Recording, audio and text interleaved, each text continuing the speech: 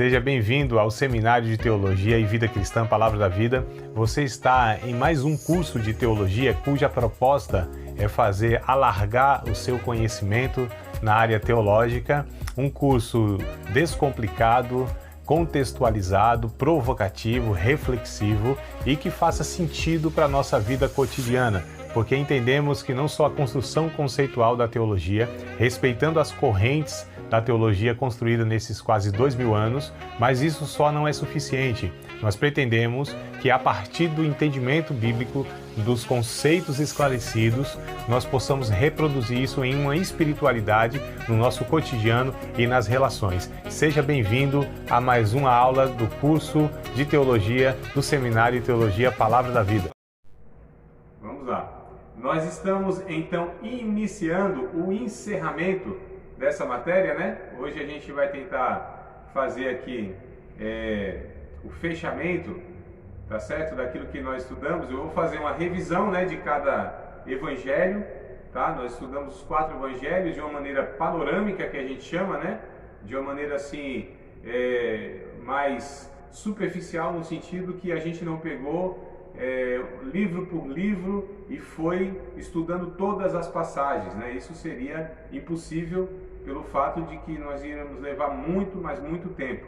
Mas a intenção desse estudo a respeito dos evangelhos é trazer as informações básicas, tá certo? De cada evangelho, né? O conteúdo, a proposta do escritor, né? Do evangelista, cada um que escreve com o seu propósito definido, enfim, dar as informações básicas para vocês, para que vocês, ao ler ou quando for ler, né, cada um dos evangelhos, tenham em mente esse cenário geral que a gente passou para vocês, né? Ou seja, a época que foi escrito, né, quem escreveu, para quem escreveu, né? Então a gente vai dar uma recapitulada nisso, a gente vai rever aí algumas informações. Vocês aproveitem agora, tá? Para estar fazendo as perguntas, havendo aí pode ser agora mesmo, enquanto eu vou falando, não precisa ser lá no final da aula não, tá bom? Então, enquanto eu vou falando, vocês podem interromper a qualquer momento, interajam, participem, porque a aula interessante é essa quando, né, os alunos, vocês vão também construindo junto com o professor a aula, tá bom, amados? Então, a aula boa, eu entendo que é quando o aluno, ele contribui, quando o aluno, ele provoca o professor, no bom sentido da palavra, né? Quando ele expõe as suas questões, suas dúvidas, dá seus comentários também. Então eu acredito que a aula ela é enriquecida quando a gente age assim. Mas vamos lá, queridos. Bom, como eu disse, vou rever, né? Nós vamos rever aí cada evangelho, tá? Tentando trazer algumas outras informações e revendo algumas que nós tivemos. Por que isso? Porque como nós falamos, como eu disse, né? De uma maneira mais genérica, né? Uma maneira panorâmica, então é possível que a gente tenha esquecido um bocado de coisa e a intenção é que a gente reveja, para que isso fixe na mente, tá bom? Filipenses capítulo de número 3, versículo de número 1, o apóstolo Paulo, ele disse que ele não se cansava de ensinar, né, aos irmãos lá em Filipos, cidade de Filipos, as mesmas coisas, porque aquilo seria segurança para eles, ou seja, essa questão de estar repetindo a mensagem, né? Falando, reiterando aquilo que ele já tinha falado. Então é o que eu vou fazer, a gente chama o método repetitivo, né? Que é onde a gente vai fixando aí a ideia, tá? Então, voltando lá no primeiro evangelho que nós falamos, o evangelho segundo escreve Mateus, né? Mateus também é chamado de Levi, tá? Um dos nomes. E isso é comum, né, na Bíblia, no Novo Testamento também, pessoas terem mais de um nome, né? Então, por exemplo, nós temos Simão, que também é chamado de Pedro, mais conhecido como Pedro, né? Também chamado por Jesus de Cefas. Nós temos lá Tomé, né? O famoso apóstolo lá que duvidou, mas ele também é chamado de Dídimo, né? E assim por diante. Nós temos o Saulo, né? O famoso Saulo, que também é chamado de Paulo. Não é que o nome dele mudou não, tá, amados?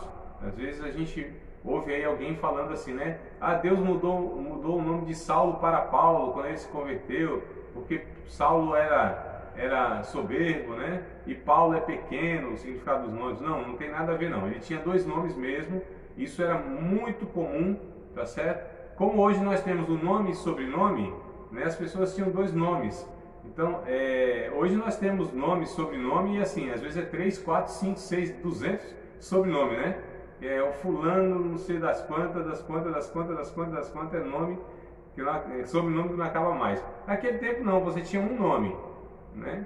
Quando muito você tinha, por exemplo, tem lá José de Oliveira. Por que ele era chamado de José de Oliveira? Porque ele plantava oliveiras.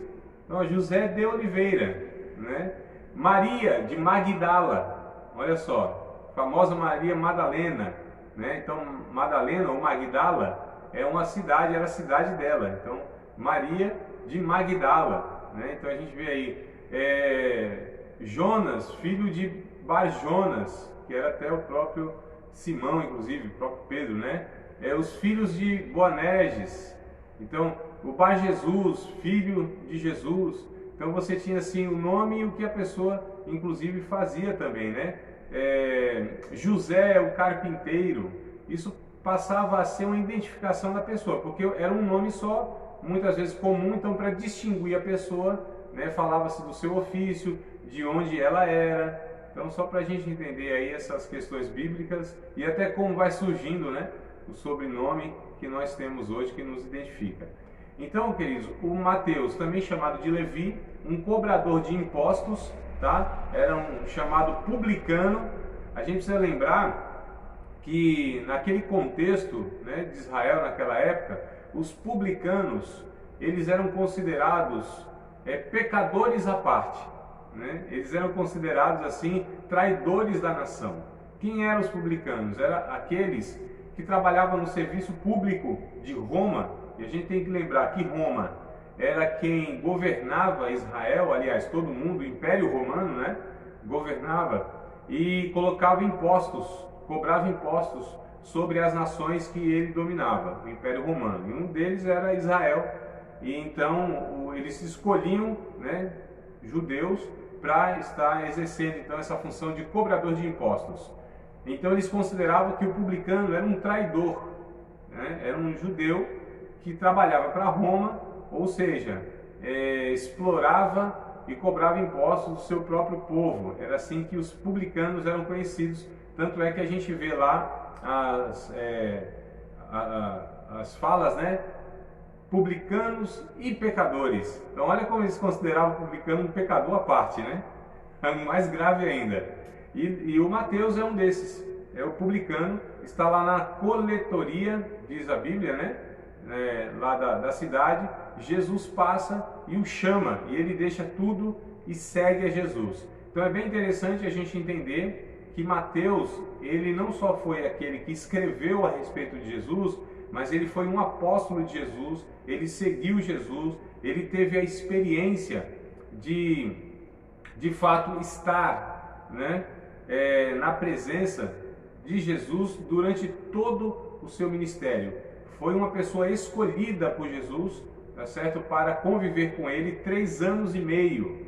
Então Mateus é esse personagem, essa pessoa, e ele escreve para os judeus. Olha que coisa interessante, olha como Deus, ele pega as coisas que parecem ser contraditórias, porque não seria mais fácil pegar um judeu lá religioso, de repente um sacerdote, né, um levita, assim, um mestre da lei, para estar escrevendo a respeito do Messias para os judeus? Humanamente a gente pensa, isso aqui seria mais favorável, né? Mas o que Deus faz? Pega justamente um homem que era considerado um traidor da nação, né? Pega um homem que possivelmente seria rejeitado pela nação, mas faz com que ele escreva sobre o Messias. Então é bem interessante a gente observar. Parece que Deus escolhe sempre o caminho mais difícil, né, amados? A gente fica pensando, né? Mas teria outro caminho mais fácil. Mas Deus é soberano e tem mais um outro propósito, porque quando Deus ele escolhe aquilo que nós julgamos ser mais difícil, justamente isso mostra o poder de Deus, isso mostra a soberania de Deus, isso glorifica a Deus, né? Como Paulo disse lá em 1 aos Coríntios, no capítulo de número 1, que Deus pega as coisas loucas deste mundo, as que não são, para confundir as que são. É bem interessante que a Bíblia vem falando, né, da escolha de Deus, daqueles improváveis, daqueles que nós não escolheríamos. Então, por exemplo, eu não escolheria um Judas para ser parte da minha equipe, né? Eu não escolheria Simão Zelote, um cara que era um revolucionário, um rebelde, né, da nação. Eu não escolheria Pedro, um cara que é precipitado, fazia besteira toda hora. Eu não escolheria João e Tiago, né, uns caras vingativos, já queria mandar descer fogo e queimar todo mundo, como fez Elias.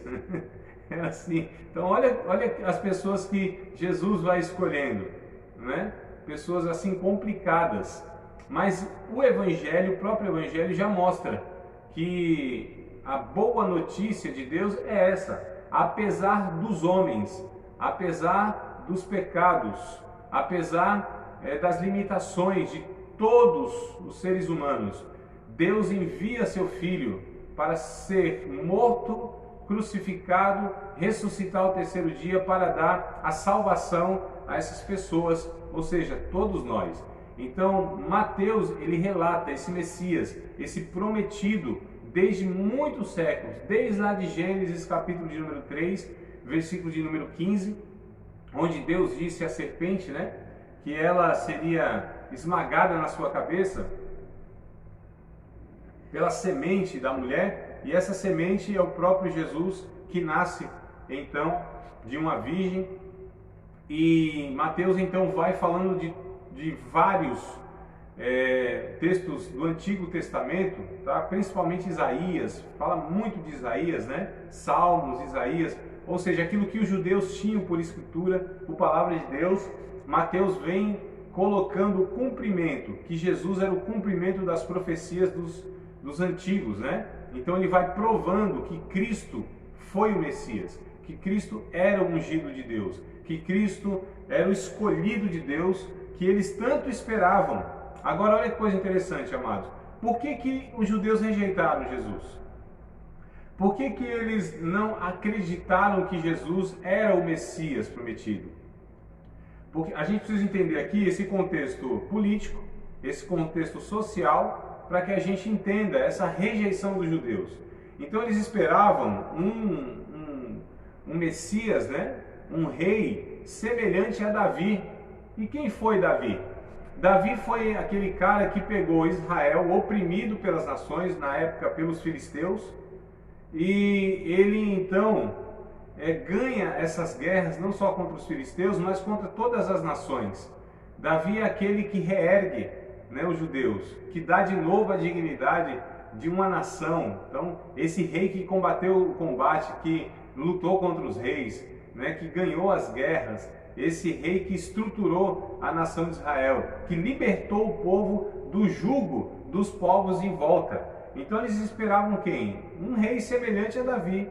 O Messias deveria ser semelhante a Davi, tanto é que eles falaram, é o filho de Davi, né? A geração de Jessé, a raiz de Jessé. Então, quando Jesus veio falando que ele não ia, né,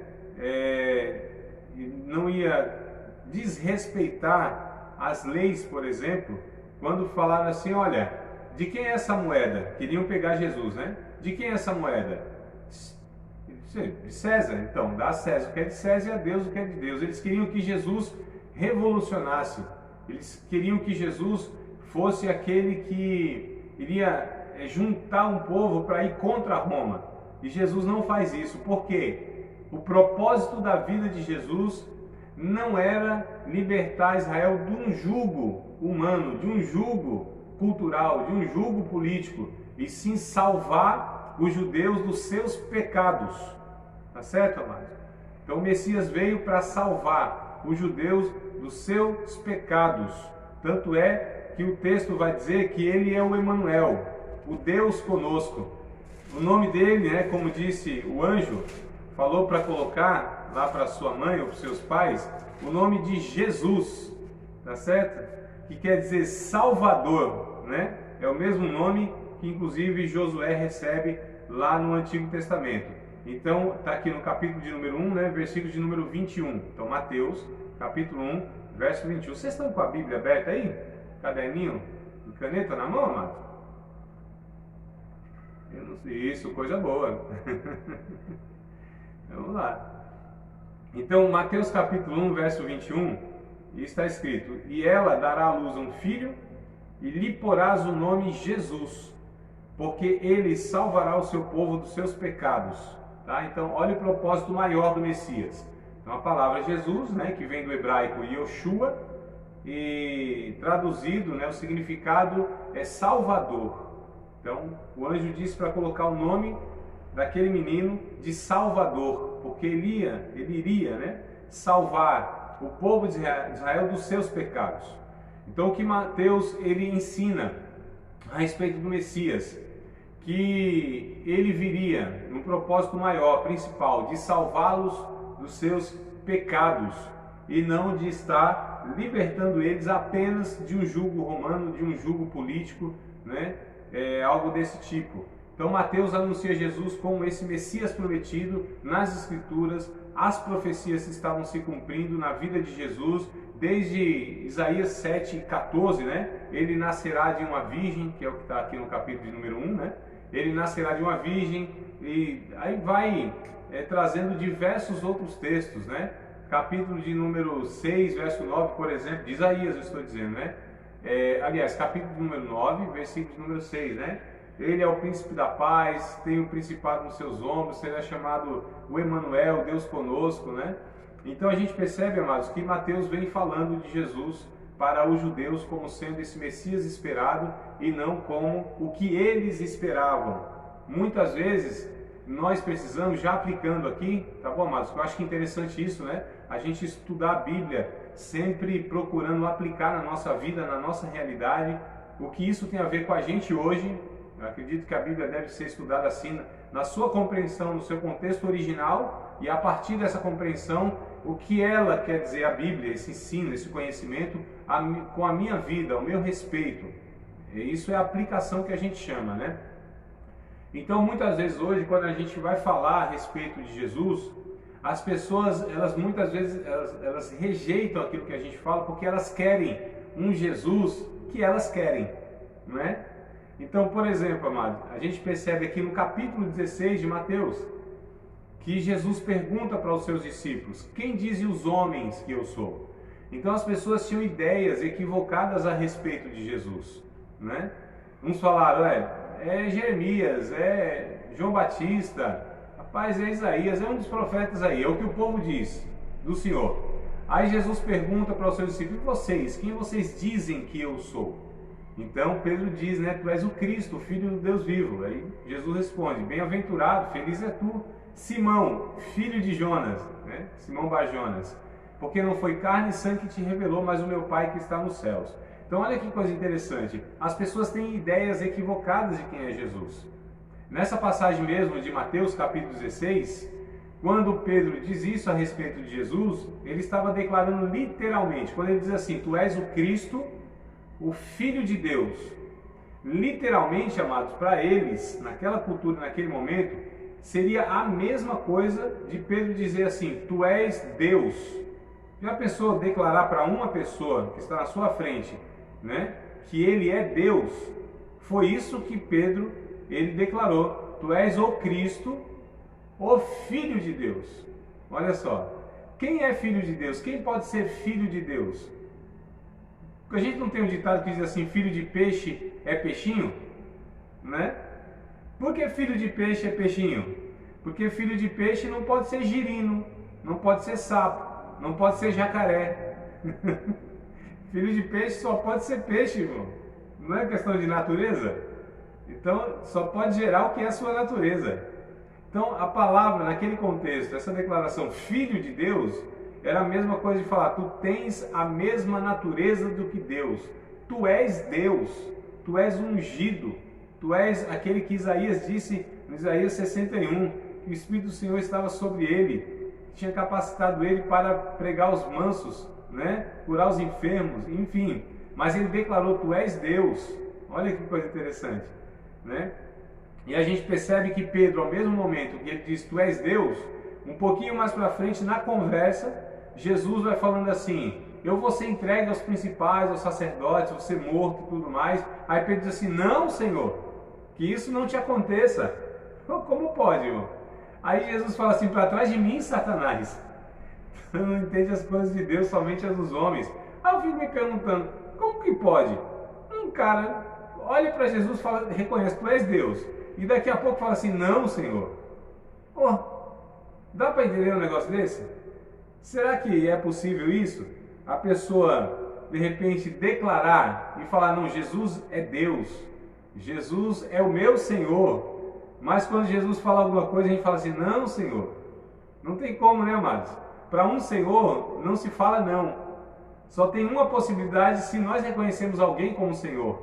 É falar: sim, Senhor. Sim, Senhor. Então, se eu reconheço que Jesus é Deus, é o meu Salvador, quando Jesus falar algo a respeito dele, eu só posso dizer: sim, Senhor. Agora, eu vou querer falar para Deus: não, Senhor?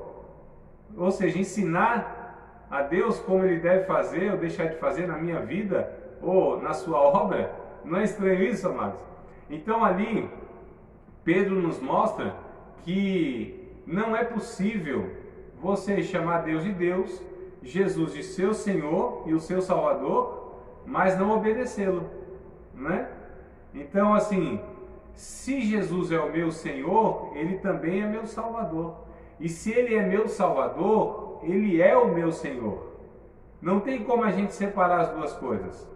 Tem uns que eu já ouvi falando assim: não, tem uns que tem Jesus como Salvador, mas não o tem como Senhor, né? Ou querem Jesus como seu Salvador, mas não o tem como seu Senhor. Não dá, amados.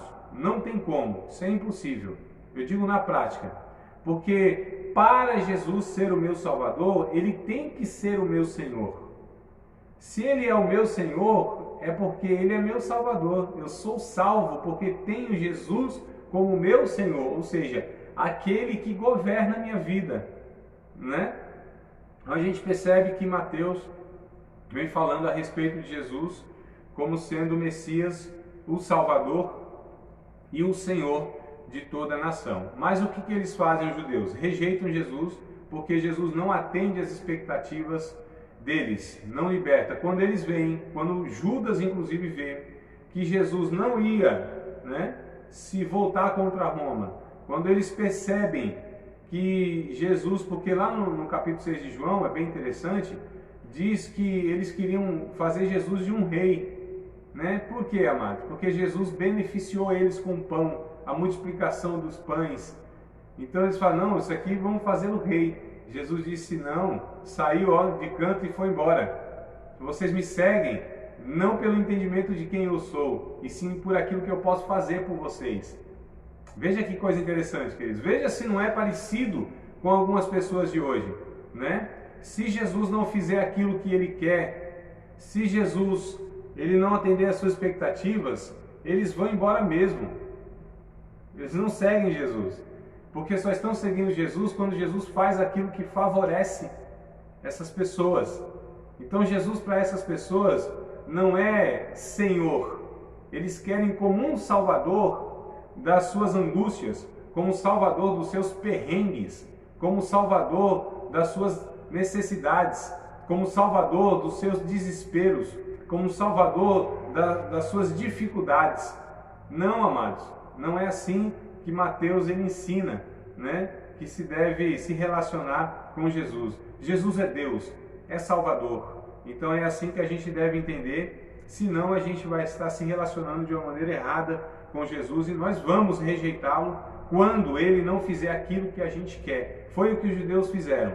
Jesus não se mostrou como eles esperavam, como um libertador da nação, né, mas uma pessoa que abençoava todo mundo. Como assim? Comia com publicanos e pecadores? Esse Jesus que abençoava todo mundo, inclusive, né, esses esses párias da sociedade, os leprosos, né, as prostitutas. Como que pode? Para o religioso judeu, isso era inaceitável. Não podia ser profeta um homem desse. Isso não pode ser o Messias nunca. Um homem que vem, então esses religiosos rejeitaram Jesus. Ainda hoje, queridos, os religiosos rejeitam Jesus, que estão dentro das igrejas, rejeitam a mensagem de Jesus, rejeitam aquilo que Jesus propôs.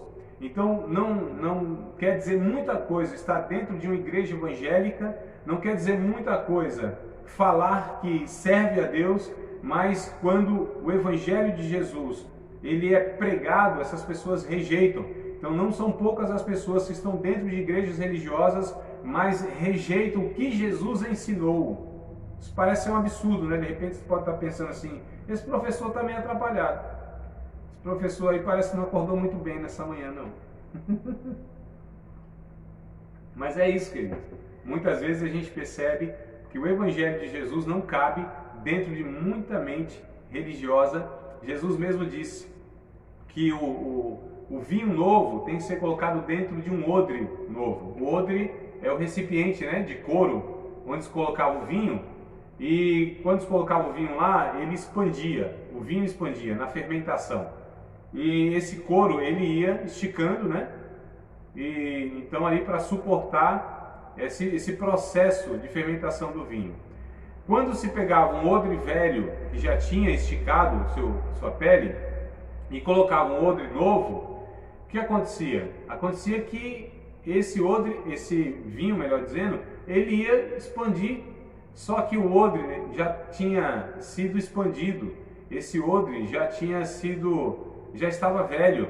Então se colocasse esse vinho novo, esse odre ia romper e ia estragar o vinho. O que Jesus estava ensinando? Que numa mente religiosa, numa mente velha, numa mente com a lei de Moisés e ainda interpretada de uma forma totalmente equivocada, o evangelho, se fosse colocado, seria estragado nessa mente. Teria que ter uma mente nova, um odre novo, né, para um vinho novo. Então é isso que Jesus estava ensinando a respeito daqueles religiosos que queriam, né, conservar a letra da lei, a velha lei, né, nas suas práticas, na sua forma de viver, e eles queriam então moldar o evangelho às suas crenças. Hoje não é muito diferente, queridos, né? As pessoas querem moldar o evangelho àquilo que elas querem, aquilo que elas pensam. Então a cabeça não é renovada no sentido, como disse Paulo, rogo-vos, pois, irmãos, pela compaixão de Deus, que apresenteis os vossos corpos vivo, santo e agradável a Deus, e não vos conformeis com este mundo, mas transformai-vos pela renovação do vosso entendimento, para que experimenteis qual seja a boa, agradável e a perfeita vontade de Deus. Esse evangelho que transforma a nossa mente, o nosso entendimento, nossa mente religiosa, né? Então Jesus, ele se mostra aos judeus como ele era, como Messias, o Salvador, e não como os judeus queriam. Então Mateus aí ele traz Jesus dessa forma. Vocês têm alguma pergunta a respeito do Evangelho de Mateus?